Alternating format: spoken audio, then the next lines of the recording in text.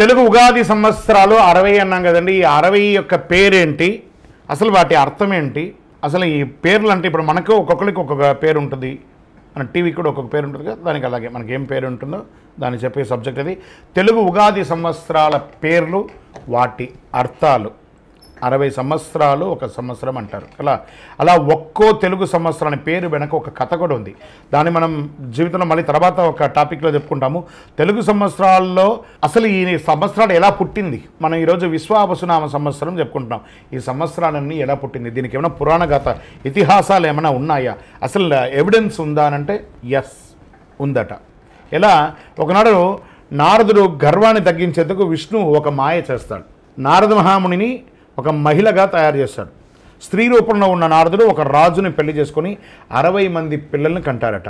అయితే 60 మంది ఒక యుద్ధంలో చనిపోతారు. తర్వాత విష్ణు నారదుని మాయను తొలగిపోగానే నీ పుత్రులు తెలుగు సంవత్సరాలుగా వర్ధిల్తారని వరమిచ్చారని పురాణ గాథలు ఉన్నాయి. అలా నారదుడి యొక్క 60 మంది పిల్లల పేర్లు తెలుగు సంవత్సరాలుగా ఈనాటికి కూడా మనం పిలుస్తున్నాం అనేది ఒక పురాణ గాథ. తెలుగు సంవత్సరాల పేర్లకు ఒక్కో దానికి ఒక్కో అర్థం ఉంది. ఆ ఏడాది దాని ప్రకారమే జరుగుతుంది అనేది కూడా చెప్పడం జరుగుతుంది. దాని యొక్క అర్థాలు ఎలా ఉంటుంది, తెలుగు ఉగాది సంవత్సరాల పేరు దానికి అర్థం కూడా చెప్తున్నాం. అన్నిటికంటే ముందుది ఫస్ట్ అని తీసుకుంటే ప్రభవ, యజ్ఞాలు అధికంగా జరుగుతాయి. ప్రభవనామ సంవత్సరం అంటే ప్రభంజించడం అంటే పుట్టుక అనేది ఒక అర్థం అని కూడా చెప్పచ్చు. 2 విభవనామ సంవత్సరం సుఖంగా జీవిస్తారు, వైభవంగా ఉంటుంది ఈ సంవత్సరం అని చెప్తూ ఉంటారు. శుక్లనామ సంవత్సరం సమృద్ధి పంటలు ఉండాలని కోరుకుంటాం. శుక్ల అంటే తెల్లనిది, నిర్మలత్వం, కీర్తి, ఆనందాలకు ప్రతీకగా నిలబడే సంవత్సరం అంటారు. ప్రమోదిత్య అందరికీ ఆనందాన్ని ఇస్తుంది, ఆనందం ప్రమోదిపంగా ఉండే ప్రమోదూతనామ సంవత్సరంగా దీన్ని చెప్పడం జరుగుతుంది. ప్రజోత్పత్తి నామ సంవత్సరం అన్నింటిలోనూ అభివృద్ధి ఉంటుంది. ప్రజ అంటే సంతానం, సంతాన వృద్ధి కలిగి ప్రజోత్పత్తి పెరుగుతుంది అని చెప్పడమే ఈ యొక్క సంవత్సరంగా. ఆంగీరస నామ సంవత్సరం భోగాలు కలుగుతాయి. ఆంగీరసం అంటే శరీర అంగాల్లోనూ ప్రాణశక్తి, ప్రాణదేవుడు ఆంగీరసుడు, ఆ దేవుని పేరు మీదే పేరు ఇచ్చేదని అర్థం చెప్పబడుతుంది. భోగాలన్నీ కూడా ఇస్తుంది. శ్రీముఖనామ సంవత్సరం వనరులు సమృద్ధిగా ఉంటాయి.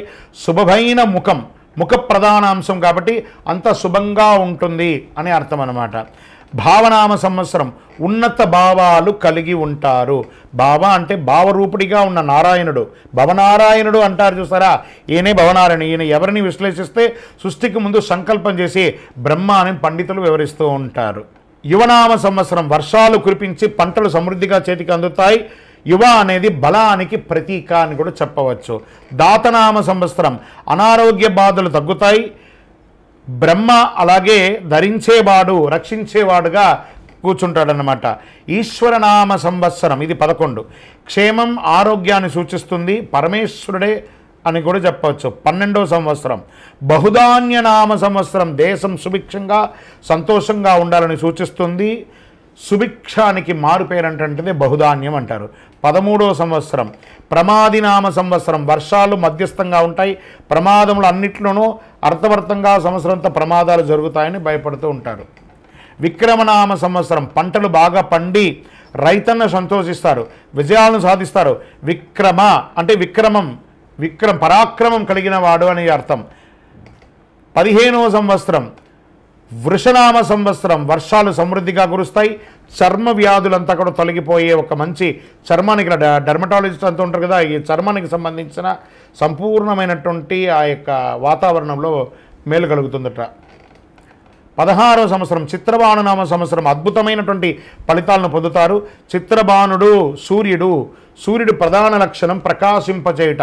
చిత్రమైన ప్రకాశం అంటే మంచి గుర్తింపు పొందే ఒక సంవత్సరం అంటారనమాట. 17వ సంవత్సరం శోభాను క్షేమం, ఆరోగ్యం. శోభాను స్వయం ప్రకాశంగాన్ని గుర్తించి సుశక్తి మీద పైకెదిగేదని అర్థం. 18 తారణనామ సంవత్సరాలు మేఘాలు సరైన సమయంలో సమృద్ధిగా వర్షాలు కురుస్తాయి. తారణం తరింపజేయడం అంటే దాటించడం, కష్టాలను దాటించి గట్టెక్కించే నామ సంవత్సరం అని అర్థం. పార్థివ నామ సంవత్సరం ఐశ్వర్యం, సంపద పెరుగుతాయి. పార్థివ పృథ్వీ సంబంధమైనది, గుర్రం అనే అర్థాలున్నాయి. భూమికున్నంత సహనం పనిచేసేవాడికి అర్థం అనమాట.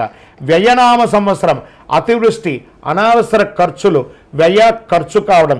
ఈ ఖర్చు శుభాల కోసం ఖర్చైన ఉంటుందని సర్వాన్ని అర్థం అన్నమాట. సర్వజిత్ నామ సంవత్సరం, సంతోషకరంగా చాలా వర్షాలు కురుస్తాయి. సర్వజిత్తు, సర్వాన్ని జయింపజేయగల సంవత్సరం అని అర్థం. 22 సర్వదారి, సుభిక్షంగా ఉంటారు. సర్వదారి నామ సంవత్సరం అంటే సుభిక్షంగా ఉంటారు. సర్వదారి, సర్వాన్ని ధరించేది అనమాట సర్వదారి సంవత్సరం. 23వ సంవత్సరం విరోధి నామ సంవత్సరం, వర్షాలు లేకుండా ఇబ్బందులు పడే సమయం, విరోధి వైరత్వాన్ని పెంచే ఒక సంవత్సరం అని కూడా చెప్పచ్చు. వికృతి నామ సంవత్సరం 24, ఈ సమయం భయంకరంగా ఉంటుంది. వికృతి ప్రళయతాండవం అవుతుంది. యొక్క దీంట్లో ఖగోళ శాస్త్రంలో కూడా ఉంటుందని కూడా చెప్పడం జరుగుతుంది. 25వది కరనామ సంవత్సరం, పరిస్థితులు సాధారణంగా ఉంటుంది. కర గాడిద, కాకి ఒక రాక్షసుడు, వాడి వేడి ఎండిన పోక ఖర్జూరాలు లేదా ఒక్కలు అంటారు చూసారా, అనే అర్థాలను కూడా చెప్పడం జరుగుతుంది. 26వ సంవత్సరం నందననామ సంవత్సరం, ప్రజలకు ఆనందం కలుగుతుంది. నందన ఒక ఇంటిలో ఒక అమ్మాయిని గుర్తుపెట్టుకోవచ్చు, ఉద్యానవనాన్ని చెప్పచ్చు, ఆనందాన్ని చెప్పచ్చు, తర్వాత సంతోషాన్ని చెప్పచ్చు, అందమైన విషయం చెప్పచ్చు, కలగజేసేదని కూడా చెప్పచ్చు. 27వ సంవత్సరం విజయనామ సంవత్సరం, శత్రువులను జయిస్తారు. విశేషమైనటువంటి జయం కలిగే సంవత్సరం విజయనామ సంవత్సరం. జయనామ సంవత్సరం 28 లాభాలు విజయం సాధిస్తాయి, జయాపజయాన్ని కలుగజేస్తుందని చెప్పడం జరుగుతుంది. 29 మన్మథనామ సంవత్సరం, జ్వరాది బాధలు తొలగుతాయి, మన్మథ మనస్సును మదించేది అని కూడా చెప్పవచ్చు. 30వ సంవత్సరం దుర్మికి నామ సంవత్సరం, ఇబ్బందులు ఉన్న క్షేమంగా ఉంటాయి, దుర్మికి చెడ్డ ముఖం కలదని కూడా చెప్పవచ్చు. హేవలంబి, ప్రజలు సంతోషంగా ఉంటారు. హే విలంబి, సమ్మోహనపూర్వకంగా విలంబి చేసేవాడని అర్థం కూడా చెప్పచ్చు. 31వ సంవత్సరం. 32వ సంవత్సరం విలంబి, సుభిక్షంగా ఉంటారు. విలంబి సాగదీయడం అని కూడా ఒక రకంగా చెప్పచ్చు. 33 వికారినామ సంవత్సరం, ఇది అనారోగ్యాన్ని కలుగజేస్తుంది, శత్రువులను చాలా కోపం తెస్తుంది, వికారం కలుగుతుంది. ఈ సమయంలోనే మన భారతదేశంలో మనం ఏమేమి జరిగిందో అన్ని చూసాం. భారతదేశమే కాదు ప్రపంచ దేశం అంతా కూడా ఏం జరిగిందో చూసాం. సార్వరి, పంటలు దిగుబడి తక్కువగా ఉండే సమయం. సార్వరి రాత్రికి సంబంధించినటువంటి సంవత్సరంగా చెప్పచ్చు. 35 ప్లవనామ సంవత్సరం, నీరు సమృద్ధిగా ఉంటుంది. ప్లవ తప్ప, కప్ప, జువ్వి దాటించినదని కూడా చెప్పవచ్చు. 36వ సంవత్సరం శుభకృత్, శుభాలను కలిగించే ఒక నామ సంవత్సరంగా చెప్పవచ్చు. ఇక్కడి నుంచే మన భారతదేశం ఒక ట్రాక్లోకి వచ్చిందని కూడా, శుభకృతు నుంచే చాలా ఇబ్బందులు పడి శుభకృతులో నుంచి మనం ఆనందం పడ్డాం. శుభకృతు నామ సంవత్సరాలు శుభాన్ని చేసే ఒక సంవత్సరం 36 అని చెప్పచ్చు. 37వ సంవత్సరం శోభకృతు నామ సంవత్సరం, లాభాలు ఇస్తుంది, శోభకృతు శోభను కలుగజేస్తుంది. 38వ సంవత్సరం గత సంవత్సరం క్రోధినామ సంవత్సరం, కోపం కలిగిస్తుంది. క్రోధి చాలా వాతావరణంలోనూ చూసాం, రాజకీయాల్లోనూ చూసాం, సమాజంలోనూ చూసాం, ఎన్నో అరిష్టాలను కూడా చూసాం క్రోధినామ సంవత్సరంలో. ఇప్పుడు వచ్చిన సంవత్సరం విశ్వావసునామ సంవత్సరం 39, ధనం సమృద్ధిగా ఉంటుంది. విశ్వావసు విశ్వానికి సంబంధించింది, ప్రేమానురాగాలని పెంచే ఒక అద్భుతమైనటువంటి సంవత్సరం ఈ విశ్వావసునామ సంవత్సరం.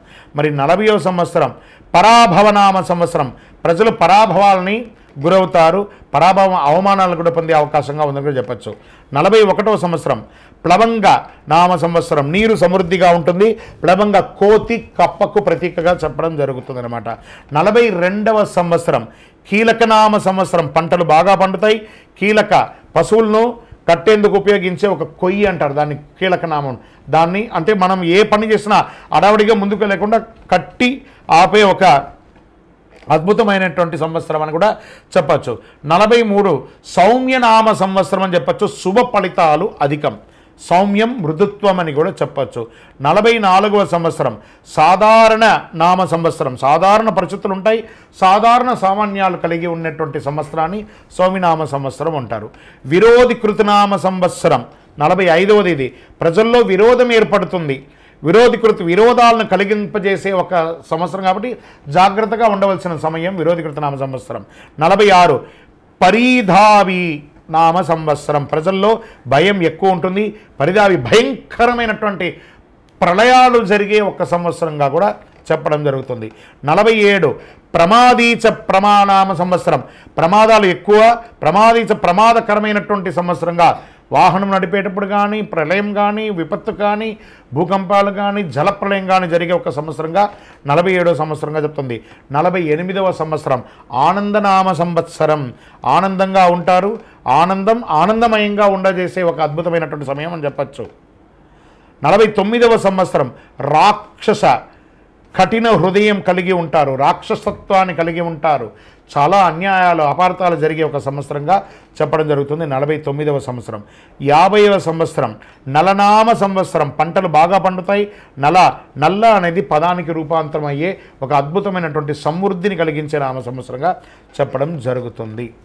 51వ సంవత్సరం పింగళ నామ సంవత్సరం, సామాన్య ఫలితాలు కలుగుతాయి. పింగళ ఒక నాడి, కోతి, పాము, ముంగిస ఇలాంటివన్నీ కూడా మనకు నాడిలో కూడా పింగళ నాడి అని చెప్తున్నారు కదా, ఆ పింగళ నాడితో కూడినటువంటి సంవత్సరం. ఇవన్నీ కూడా గుణాలు కలిగినటువంటి ఒక సంవత్సరంగా చెప్పచ్చు. 52వ సంవత్సరం కాలయుక్తి నామ సంవత్సరం, కాలానికి అనుకూలమైన ఫలితాలు ఇస్తుంది. కాలయుక్తి కాలానికి తగిన యుక్తిని కలిగించి అన్ని రకాలుగా మేలు చేసే ఒక అద్భుత సంవత్సరం అని కూడా చెప్పచ్చు. 53వ సంవత్సరం సిద్ధార్థి నామ సంవత్సరం, కార్యసిద్ధి, సిద్ధించడం, సిద్ధార్థి కోరికలు సిద్ధించడం, అన్ని రకాలుగా శుభం జరిగే సంవత్సరంగా చెప్పడం జరుగుతుంది. తర్వాత 54వ సంవత్సరం రౌద్రినామ సంవత్సరం, ప్రజలకు చిన్నపాటి బాధలుంటాయి, రౌద్రవంతంగా ఉండేదని కూడా చెప్పచ్చు. ఒకరికొకరు అన్నదమ్ములు, అక్క చెల్లెలు, తల్లిదండ్రులు, అత్తమామలు, లేకపోతే సమాజంలో ఫ్రెండ్స్, రాజకీయంగాను సామాజికంగాను ఏదో ఒక రకమైనటువంటి కోపం, రౌద్రం ఉంటూ ఉంటుంది. ఆ సంవత్సరం అంతా కూడాను జాగ్రత్తగా ఉండాలి. 55వది దుర్మతి నామ సంవత్సరం, వర్షాలు సామాన్యంగా ఉంటాయి. దుర్మతి దుష్ట బుద్ధి కలిగినటువంటి ఒక సంవత్సరంగా ఉంటుంది. ప్రతి ఒక్కళ్ళ దగ్గర కూడాను మనకు తెలియకుండానే ఆ వాతావరణంలో వచ్చే మార్పిడి, ఆ గ్రహాల యొక్క మార్పిడి వల్ల మనలో కూడా దుష్టబుద్ధి వచ్చే అవకాశాలు ఉంటాయి. ఆ సంవత్సరం జాగ్రత్తగా ఉండాలి అని కూడా చెప్పచ్చు. 56వ సంవత్సరం దుందుబి నామ సంవత్సరం, క్షేమం, ధ్యానం, దుందుబి, వర్ణుడు సమృద్ధిగా కురిపించే ఒక సంవత్సరం, చాలా అద్భుతంగా ఉంటుందని కూడా చెప్పచ్చు. 57వ సంవత్సరం రుధిరోద్గారి సంవత్సరం అంటారు దీన్ని. ప్రమాదాలు ఎక్కువ, రుధిరోద్గారి, రక్తాన్ని స్రవించజేసే ఒక సంవత్సరం అంటారు. చాలా జాగ్రత్తగా ఉండాల్సినటువంటి ఒక సమయంగా కూడా మనం చెప్పచ్చు. 58 రక్తాక్షి నామ సంవత్సరం, అశుభాలు కలుగుతాయి. రక్తాక్షి ఎర్రని కన్నులు కలదిగాను చాలా అనర్థాలు జరిగే సంవత్సరంగా కూడా దీన్ని మనం భావించవచ్చు. జాగ్రత్తగా ఉండాల్సిన సమయం. 59 క్రోధన నామ సంవత్సరం, విజయాలు సిద్ధిస్తాయి. కోప స్వభావాన్ని కలిగి ఉన్నా కూడా జయం మాత్రం ఉంటుందని కూడా చెప్పడం జరుగుతుంది. ఆఖరిగా అక్షయనామ సంవత్సరం, తరగని సంపదను, ఏ విధమైనటువంటి దరిద్రానైనా దాన్ని నశింపజేసి ఆనందం కలిగినటువంటి నామ సంవత్సరంగా 60వ సంవత్సరానికి ఇలా మనకు తెలుగు ఉగాది సంవత్సరాల పేర్లు, వాటి యొక్క అర్థాలు విజయవస్తు.